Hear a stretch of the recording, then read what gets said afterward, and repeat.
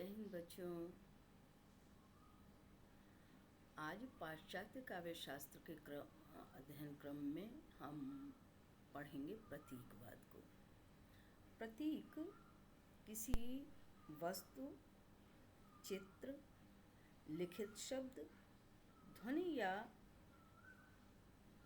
विशिष्ट चिन्ह को कहते हैं जो संबंध, सादृश्यता या परंपरा के द्वारा किसी अन्य वस्तु का प्रतिनिधित्व करता है। एक वह विशेष चिन्ह जो रूढ़ हो गया हो किसी विशेष अर्थ के लिए, वो प्रतीक कहा जाता है। उदाहरण के लिए आप एक लाल रंग का धन चित्र देखते हैं और समझ जाते हैं कि ये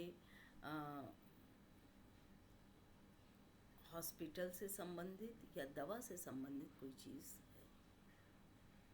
आप लाल रंग का गोला देखते हैं और आप समझ जाते हैं कि यहाँ रुकना है। इसी तरह से आप राष्ट्रीय ध्वज देखते हैं तो आप समझ जाते हैं कि ये अमुक राष्ट्र का चिन्ह है और इस राष्ट्र से संबंधित। आप खेल के मैदान में आप राष्ट्रध्वज देखते हैं तो आप तुरंत जान जाते हैं कि इस राष्ट्र की टीमें यहाँ पर हैं। तो ये एक रूढ़ चिन्ह है जिनको हम प्रतीक कहते हैं। और ये चिन्ह जो हैं कई प्रकार के हो सकते हैं, कई भाषाओं में, नाम में। जैसे कबीर ने राम शब्द का उपयोग किया तो वो राम दशरथ के पुत्र नहीं थे, वो राम उनके परमात्मा का प्रतीक था। हंस ये आत्मा का प्रतीक। तो प्रतीक शब्द पाश्चात्य काव्य शास्त्र में क्या स्थान रखता है, हम इसकी समीक्षा करने वाले हैं। अंग्रेजी भाषा में प्रतीक शब्द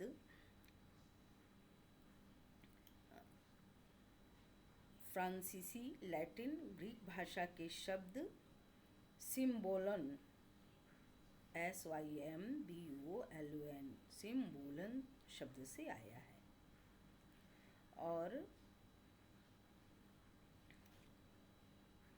जिसका अर्थ होता है एक साथ फेंकना। शाब्दिक अर्थ है संयोग। इसके साथ ही यह संकेत, टिकट और अनुबंध के अर्थ में भी ग्रहण किया जाता है। इस शब्द को सबसे पहले हर्मीज ने होमर के गीत में इस्तेमाल किया था।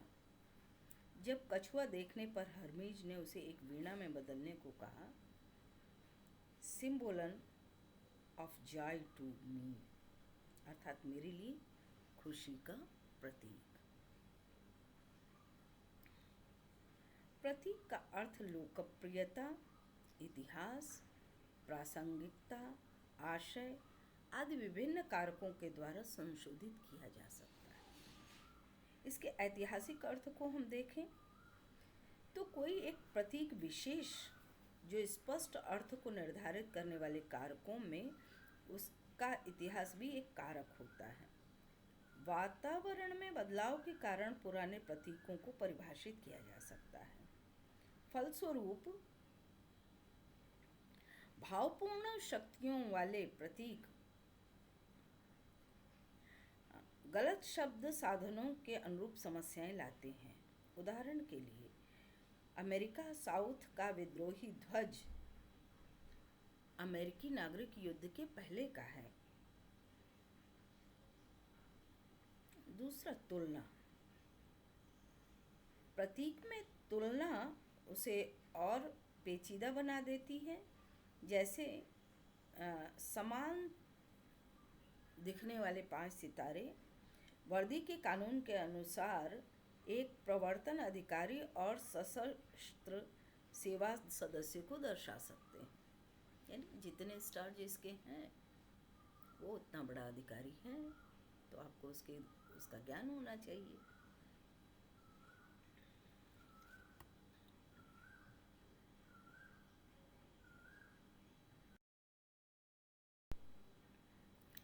पाश्चात्य काव्य शास्त्र में इस अवधारणा का सूत्रपात कार्ल जुंग ने किया था, और वो वैकल्पिक परिभाषा प्रस्तावित करते हुए कहते हैं कि यह एक संकेत है।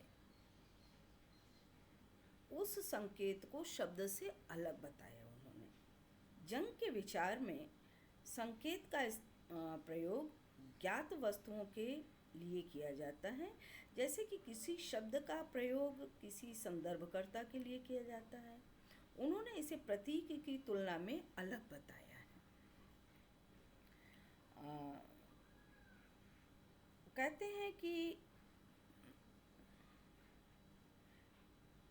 प्रतीक का प्रयोग अज्ञात वस्तुओं के लिए भी किया जा सकता है और उन्हें स्पष्ट और सटीक बताना भी कठिन हो सकता है। इस अर्थ में प्रतीक का एक उदाहरण ईसा मसीह स्वयं आद्य रूप का प्रतीक है। उदाहरण के लिए लिखित भाषाएं विभिन्न प्रकार के प्रतीकों से बनी होती हैं, जो शब्द निर्माण की प्रक्रिया है। इन लिखित शब्दों के माध्यम से मानव एक दूसरे के साथ संवाद करते हैं। केनेथ बर्क होमो सेपियंस का वर्णन प्रतीक का उपयोग करने वाले, प्रतीक बनाने वाले और प्रतीकों का दुरुपयोग करने वाले जानवरों के रूप में करते हैं। यह इंगित करने के लिए कि एक व्यक्ति अपने जीवन में प्रतीकों को बनाता है और उनका दुरुपयोग भी करता है। प्रतीक के दुरुपयोग का अर्थ बताने के लिए वे एक व्यक्ति की कहानी का उदाहरण देते हैं, जिसे यह बताया जाता है कि उसका भोजन वास्तव में व्हेल की चर्बी है। वह उसे फेंकने से अपने आप को रोक नहीं पाया। बाद में उसके दोस्त ने बताया कि वो तो खाने की एक सामान्य वस्तु थी। तो उस आदमी की प्रतिक्रिया इस बात का सामान्य परिणाम थी कि उसके दिमाग में ब्लबर एक अखाद्य सामग्री का प्रतीक है, और इसके अलावा आदमी ब्लबर के प्रतीक का निर्माण उसके द्वारा सीखी गई विभिन्न चीज़ों का परिणाम था। बर्क जोड़ देते हैं कि मनुष्य इस प्रकार की सीख प्राप्त करते हैं कि विभिन्न छपाई स्रोतों, जीवन के अनुभवों, अतीत के प्रतीकों को देख करके बनाने का हम बना पाते हैं उन्हें। बर्क कहते हैं कि प्रतीक सिगमंड फ्रायड के संक्षेपण और विस्थापन पर किए गए कार्यों से भी उनका निर्माण हुआ है। वे कहते हैं कि सपनों के सिद्धांत के लिए नहीं, अपितु सामान्य प्रतीक व्यवस्थाओं के लिए भी फ्रायड प्रासंगिक हैं। वे कहते हैं कि प्रतिस्थापन के द्वारा संबंधित जहां अर्थ परिवर्तन के लिए एक शब्द, वाक्यांश या प्रतीक एक दूसरे में प्रतिस्थापित किए जाते हैं, दूसरे शब्दों में यदि व्यक्ति विशिष्ट शब्द और वाक्यांश का अर्थ नहीं समझ पाता, तो दूसरा व्यक्ति मूल शब्द या वाक्यांश का अर्थ समझ पाने के लिए पर्याय या प्रतीकों का प्रयोग कर सकता है। विशिष्ट प्रतीक एक नए तरीके की व्याख्या का सामना होता है। एक व्यक्ति अपने पहले से गठित विचारों को बदल सकता है ताकि वह इस आधार पर नई सूचनाओं को शामिल कर सके कि प्रतीक किस प्रकार से उस पर व्यक्त किए जा रहे हैं।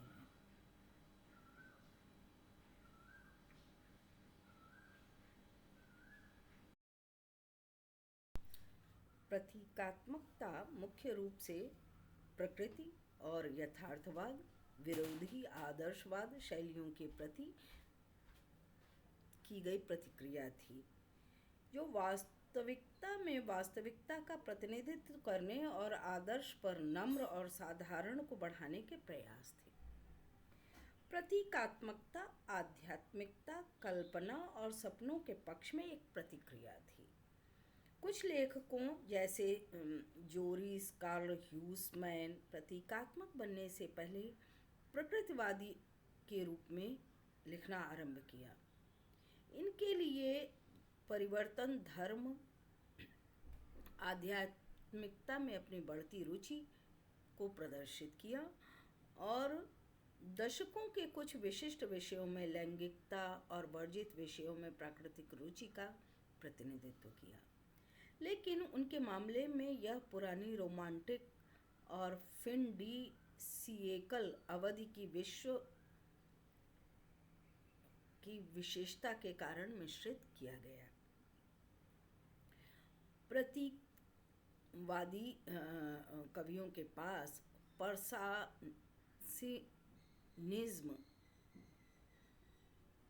एक फ्रेंच साहित्यिक शैली के साथ एक अधिक जटिल संबंध है, जो इसके तुरंत पहले था। हर्मेनिज्म से प्रभावित होने के कारण स्वतंत्र छेड़छाड़ की अनुमति देने और पर्सियन स्पष्टता और निष्पक्षता को खारिज करने के दौरान इसने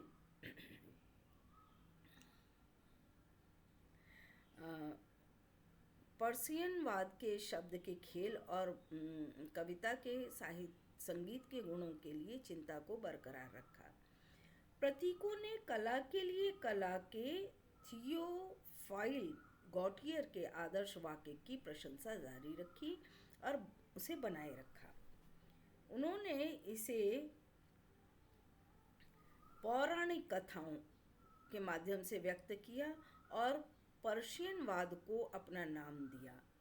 लेकिन ऑथर रिमाबार्ड ने सार्वजनिक रूप से प्रमुख पारसियों का मजाक उड़ाया और फ्रेंकोइस कापी समेत कुछ लेखकों की पैरोडी प्रकाशित की। पेरिस में प्रतीकात्मकता के सबसे रंगीन प्रमोटरों में एक कला और साहित्य के आलोचक जोसेफिन पेलादान था, जिन्होंने सैलून डी ला रोज प्लस क्राइक्स की स्थापना की थी। सैलून ने अपने काम में आध्यात्मिकता, रहस्यवाद और आदर्शवाद को आगे बढ़ाया, जबकि कलाकारों के लिए प्रेजेंटेशन स्पेस देने के लिए 1890 में अवंते गार्ड कला, लेखन और संगीत की 6 प्रस्तुतियां प्रस्तुत की।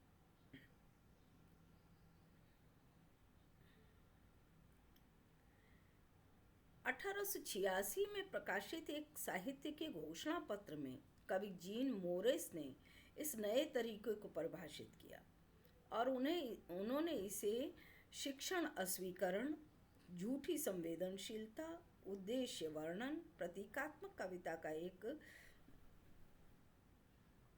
संवेदनशील विचार को पहचाना।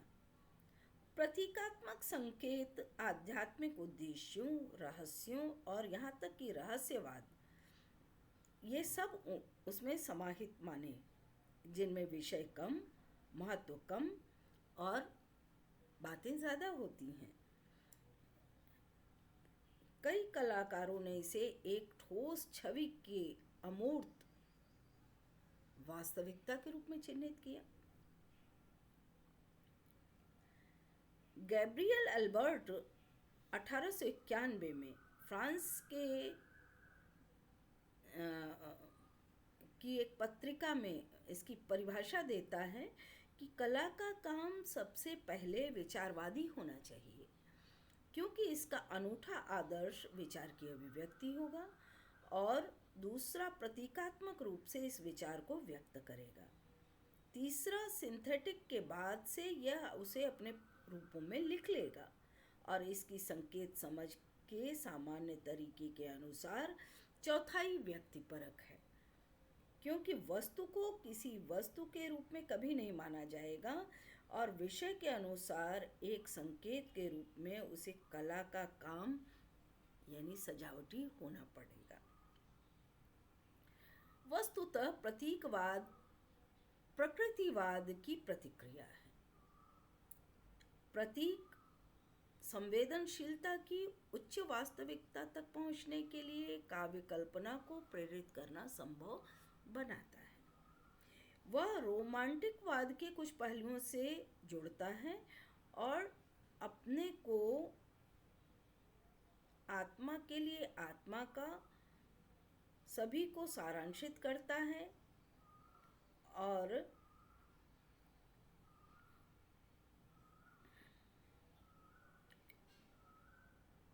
कविता कला के लिए नियमों को निर्धारित करती है।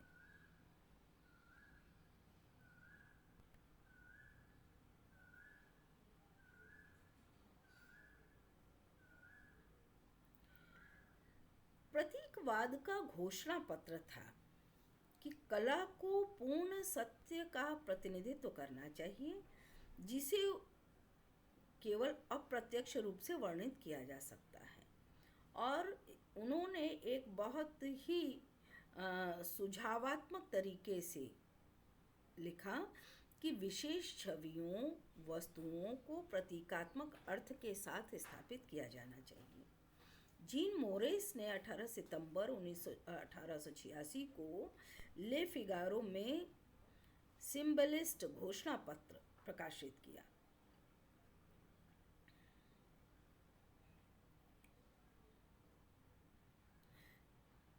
जिसमें वो कहते हैं कि इस कला में प्रकृति मानव गतिविधियों और अन्य सभी वास्तविक दुनिया की घटनाओं के दृश्यों के लिए नहीं वर्णित किया जाएगा, बल्कि वे मूलभूत आदर्शों के साथ गूढ़ संबंधों का प्रतिनिधित्व करने के लिए अवधारणात्मक सतह बनाए के रूप में स्थापित किया गया है।